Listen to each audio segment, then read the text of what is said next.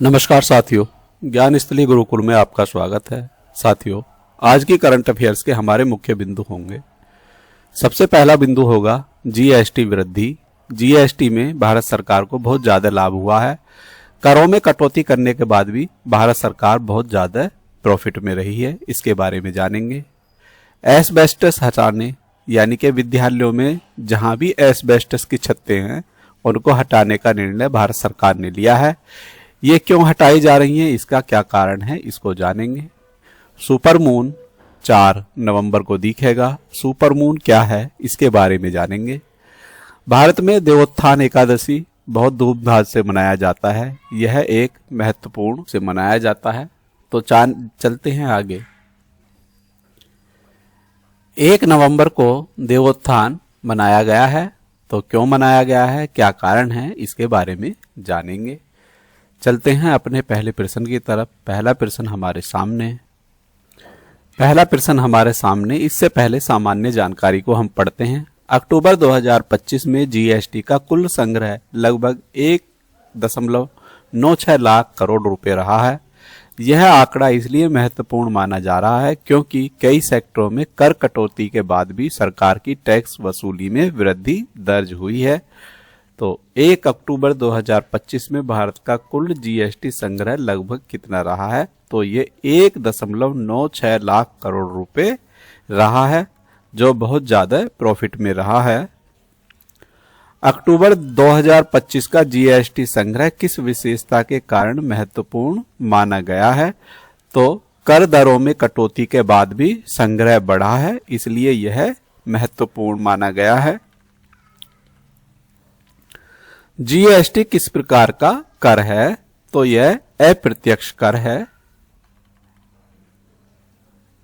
GST संग्रह से भारत की अर्थव्यवस्था के किस पहलू की मजबूती का संकेत मिलता है, तो खपत और उत्पादन गतिविधि का यहां पर संकेत मिलता है। निम्न में से किस कारण से जीएसटी संग्रह में पारदर्शिता बढ़ी है, तो डिजिटल इनवॉइसिंग और ई-वे के बिल सिस्टम के कारण यह बढ़ी है। जीएसटी संग्रह बढ़ने से किस पर सकारात्मक प्रभाव पड़ा है, तो फिस्कल डिफिसिट नियंत्रण पर यह प्रभाव सकारात्मक पड़ा है। जीएसटी का पूरा रूप क्या है, तो गुड्स एंड सर्विस टैक्स इसका पूरा नाम है। जीएसटी भारत में किस वर्ष लागू हुआ था, तो 1 जुलाई 2017 को यह लागू हुआ था। जीएसटी संग्रह अधिक होने का एक प्रमुख संकेत क्या है, तो अर्थव्यवस्था का स्थिर व बढ़ रही है अर्थव्यवस्था। अक्टूबर 2025 के जीएसटी संग्रह में किस सेक्टर का विशेष योगदान अधिक बताया गया है, तो मैन्युफैक्चरिंग व सर्विस का योगदान सबसे ज्यादा बताया गया है। इसके बाद एस्बेस्टस क्या है। अब धीरे धीरे स्कूलों, सरकारी भवनों, सार्वजनिक स्थानों से हटाने का फैसला इसलिए लिया जा रहा है क्योंकि यह मानव स्वास्थ्य के लिए अत्यंत हानिकारक पाया गया है। WHO, ILO कई मेडिकल शोधों से यह सिद्ध हुआ है कि एस्बेस्टस के संपर्क से गंभीर बीमारियों का संक्रमण होता है। एस्बेस्टस से रेशे जब हवा में मिलते हैं तो इंसान उसे सांस के साथ अंदर लेते हैं तो फेफड़ों में जाकर जमा हो जाते हैं, जो कैंसर जैसी बीमारियों का कारण बनते हैं। तो जितनी भी हमारी एस्बेस्टस से बनने वाली चादरें होती हैं, जिनकी छत बनाई जाती है, उन पर प्रतिबंध लगाने की तैयारी पूरी तरह से कर ली गई है। उनको हटाने के आदेश सरकार ने दे दिए हैं। वह बहुत ज्यादा नुकसानदायक होती हैं। स्कूलों में एस्बेस्टस की छतें हटाने का मुख्य कारण क्या है, तो स्वास्थ्य के लिए अत्यंत हानिकारक ये पाई गई हैं।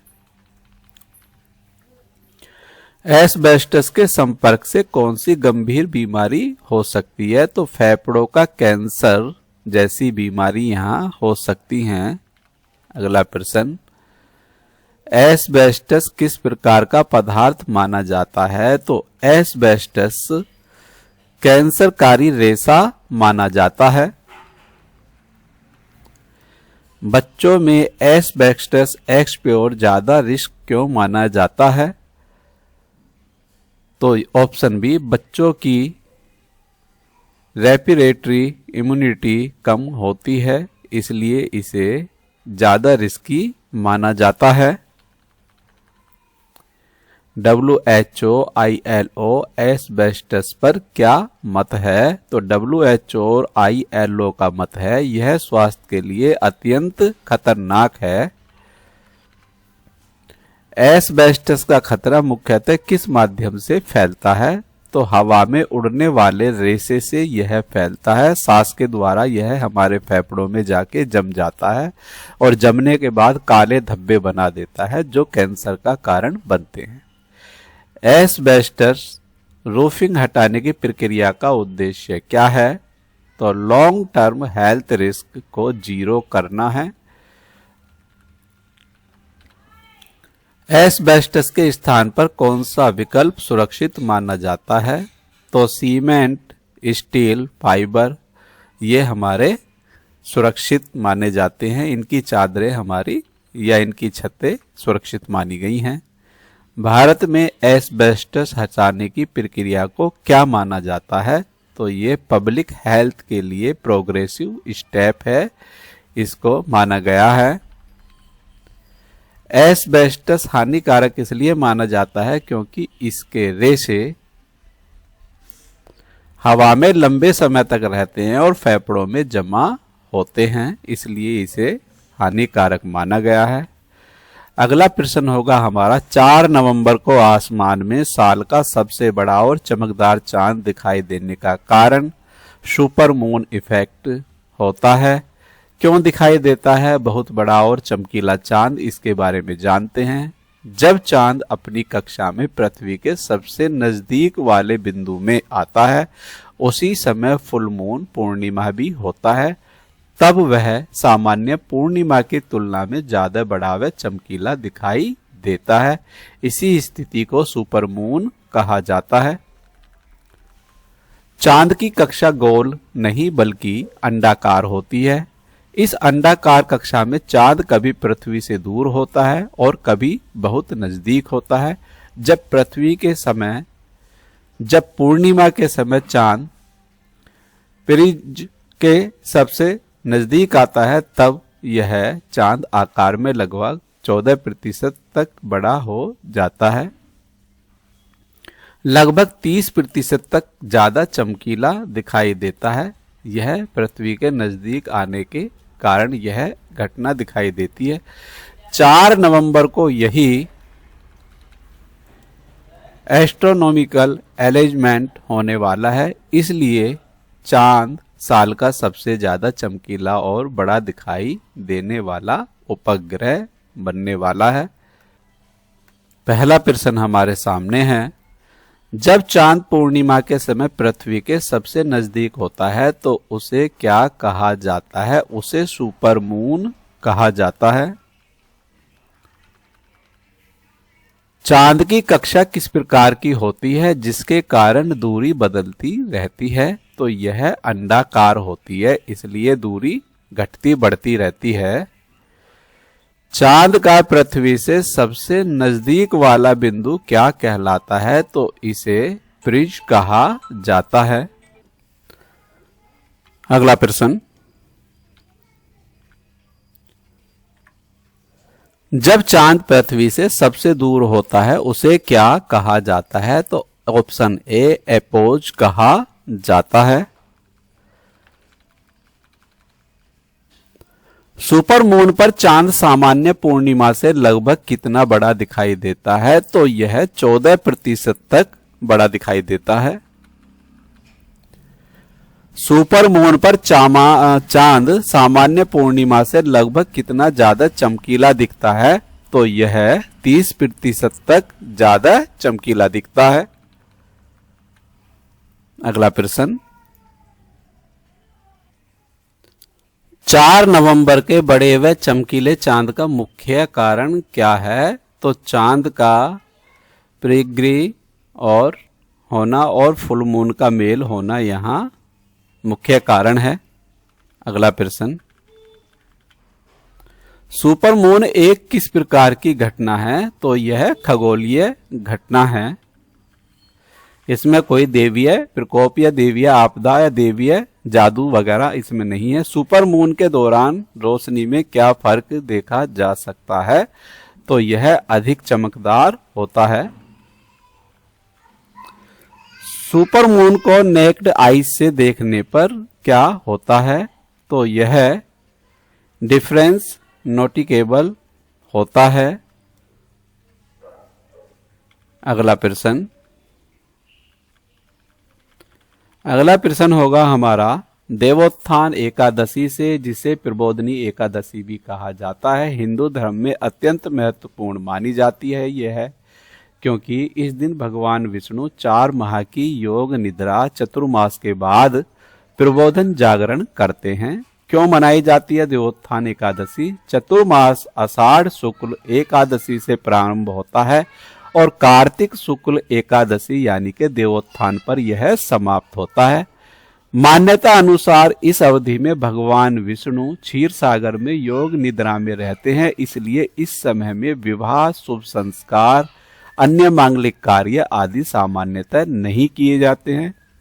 जब देवोत्थान एकादशी आती है तो भगवान विष्णु के जागरण के साथ ही सभी मांगलिक शुभ कार्य शुरुआत होते हैं। इसी कारण इसे देव जागरण की तिथि भी कहा जाता है। यह भारत में मान्यता है इनके बारे में।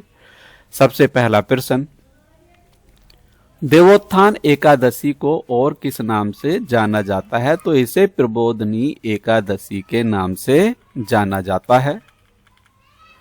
देवोत्थान एकादशी किस माह की शुक्ल पक्ष में आती है? तो यह कार्तिक माह की शुक्ल पक्ष में आती है। शुक्ल का मतलब यह होता है जब चांदनी रात होती है। अगला प्रश्न, देवोत्थान एकादशी का प्रमुख कारण क्या माना जाता है? तो भगवान विष्णु का योग निद्रा से जागृत होना इसको माना जाता है। देवोत्थान एकादशी के समय किस अवधि का अंत माना जाता है? तो यह चतुर्मास अवधि का अंत माना जाता है।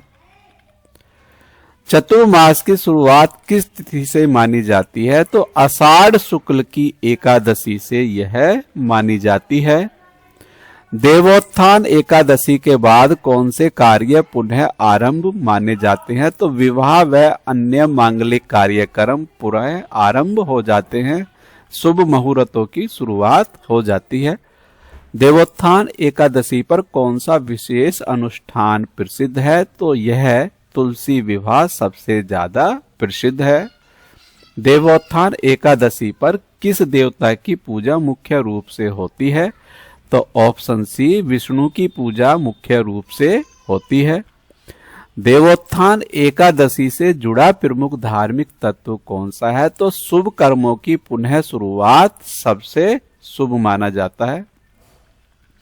अगला प्रश्न, देवोत्थान एकादशी पर दान पुण्य करने का महत्व किस कारण बढ़ जाता है? तो भगवान विष्णु जागृत अवस्था में होते हैं, इसलिए यह बढ़ जाता है। इसके साथ साथ आज की हमारी करंट अफेयर्स के सभी प्रश्न समाप्त होते हैं। इन सभी प्रश्नों के बारे में यदि आपको विस्तृत जानकारी चाहिए तो आप डिस्क्रिप्शन बॉक्स में जाकर पढ़ सकते हैं। डिस्क्रिप्शन बॉक्स में ये सभी जानकारियां आपको मिल जाएंगी। साथियों, यदि वीडियो आपको अच्छी लगी है, ज्ञानवर्धक लगी है, तो वीडियो को लाइक कीजिए, वीडियो को शेयर कीजिए और यदि आपने हमारा चैनल सब्सक्राइब नहीं किया है तो चैनल को सब्सक्राइब कीजिए। इसी तरह की हमारी करंट अफेयर्स, हिंदी व्याकरण, हिस्ट्री, पॉलिटिकल, जियोग्राफी आदि विषयों की वीडियो उपलब्ध होती रहेंगी। मिलते हैं नई वीडियो के साथ, तब तक के लिए जय हिंद, जय भारत, धन्यवाद साथियों।